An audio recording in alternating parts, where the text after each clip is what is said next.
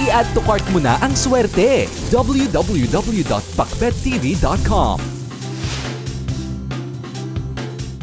Hindi kailangan ng magarbo o mamahaling palamuti ang ating bahay para ito ay gumanda at dalawin ng swerte. Kahit tamang pagpintura lang mga kapakbet ay swak na swak na.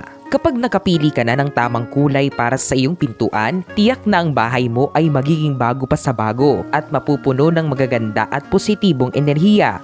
Ang mga pintuan o ang ating main doors sa bahay ay may malaking papel kapag ang pinag-uusapan ay feng shui, sapagkat ang ating main door kapakbet ay ang pangunahing tumatanggap ng enerhiya papasok ng ating bahay. Kaya ganun na lang ito kahalaga. Kinakailangan na ito ay malinis at nasa tamang direksyon. Kinakailangan din na ang kulay nito ay swerte lalo na sa 2022. Maraming mga kulay na sikat ang swak para sa kulay ng ating pintuan. At bawat kulay na ito ay may kanya-kanyang kahulugan. Ngunit hindi lahat ng kulay na ito ay swerte para sa iyong main door.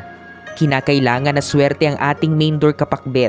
Kapag swerte ang isang pintuan, swerte at positibong enerhiya ang papasok sa bahay na magbibigay ng kaunlaran at kasaganaan. Paalala lang na ang mga lucky color na ito para sa iyong main door ay nakabatay sa kung saang direksyon nakaharap ang iyong pintuan. Kaya pinapayo na alamin mo muna kung saan direksyon ito bago mo ito kulayan para maging lucky. Kapag nagawa mo na ito kapakbet, kumuha na ng listahan at ilista ang mga kulay na maswerte para sa iyong main door ngayong 2022. Mga main o front door na nakaharap sa north direction. Para sa mga pintuan na ito kapakbet, ito ay sakop ng elemento ng tubig. Ang mga lucky colors para sa pintuan na ito kapakbet ay ang blue, black at white. Mayroon ka ring dapat iwasan na kulay para rito. Ang mga kulay na dapat iwasan ay ang green, brown at yellow. Mga main o front door na nakaharap sa south direction. Para naman sa mga pintuan na ganito ang direksyon, ito ay sakop ng fire element. Ang mga lucky colors para sa pintuan na ito kapakbet ay red, orange at green. Mayroon ka ring dapat iwasan na kulay para sa pintuan mo para hindi mawala ang swerte rito. Ang mga kulay na dapat iwasan ay ang blue, yellow, black at brown. Para naman sa mga main o front door na nakaharap sa east at southeast direction, ang mga pintuan na ganito ang direksyon ay nasa ilalim ng wood element. Ang mga lucky colors para sa pintuan na ito ay black, blue at green. Mayroon ka ring dapat iwasan na kulay para sa pintuan mo. Ang mga kulay na dapat iwasan ay ang white, red, orange at violet.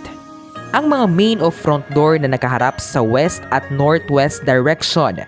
Ang mga pintuan na ganito ang direksyon kapakbet ay nasa ilalim ng metal element. Ang mga lucky colors para sa pintuan na ito ay yellow, brown at white. Mayroon ka ring dapat iwasan na kulay para sa pintuan mo para hindi mawala ang swerte rito. Ang mga kulay na dapat iwasan ay ang red, black, orange at blue. Mga main o front door na nakaharap sa northeast at southwest direction. Para naman sa mga pintuan na ganito ang direksyon, ito ay sakop ng earth element. Ang mga lucky colors para sa pintuan na ito kapakbet ay red, orange, brown, yellow at violet. Mayroon ka ring dapat iwasan na kulay para sa pintuan mo para hindi mawala ang swerte rito. Ang mga kulay na dapat iwasan ay ang green at white. Sabi nga kapakbet, ang main door natin ay importante sa paggawa ng magandang feng shui sa loob ng bahay natin at ito ay tinatawag din na key. Ibig sabihin, tanggapan ng mga enerhiya papasok ng bahay. Tama naman na ang ating pintuan ay mahalaga at nangangailangan talaga ito ng pag-aalaga mo. Ngayon kapakbet, alam mo na ang lucky colors ng iyong main door sa 2022.